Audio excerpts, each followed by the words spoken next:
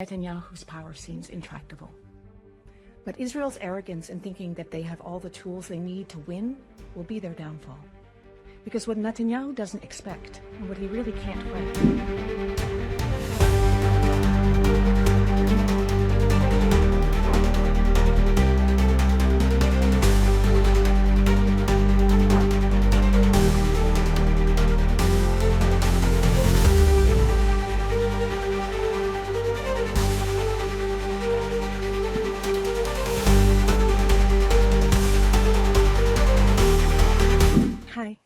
Assalamu alaikum.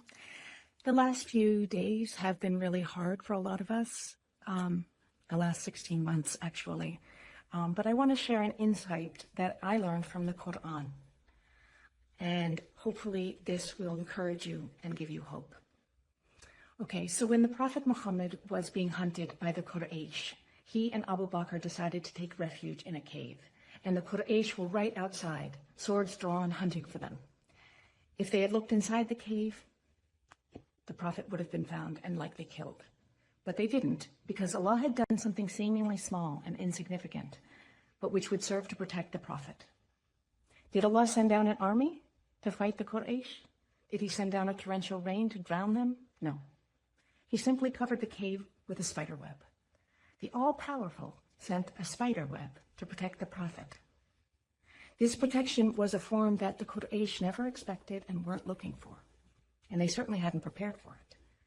That seemingly insignificant little spider web protected the Prophet, and in their arrogance, so sure that they knew exactly what they were doing, the Quraysh completely overlooked it.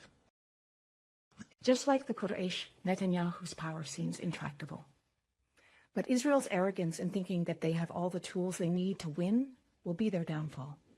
Because what Netanyahu doesn't expect, and what he really can't fight, are the millions of people around the world who are finally awakening to the truth, forming a resistance that is learning the truth and exposing the lies. This resistance exists across social media, in academic institutions, in corporate divestments, in high school debates, and in dinner table conversations. There is no single opponent and no single strategy that Israel can counter. And each of us is like a spider, reinforcing and building our corner of the web that will ultimately expose the truth, and inshallah will prove a greater and more lasting means of ultimate liberation than any weapon. The web of our interwoven efforts is slowly eroding the very foundations that have kept Zionist propaganda intact for decades. Every conversation you have, every boycott you participate in, and every protest you attend, all of these strengthen our web of resistance. And despite what it feels like, we are winning this war. The percentage of people who view Israel positively dropped globally by an average of 18.5 percentage points between just September and December of last year. That's 4 months. China, South Africa, Brazil all went from viewing Israel positively to viewing them negatively.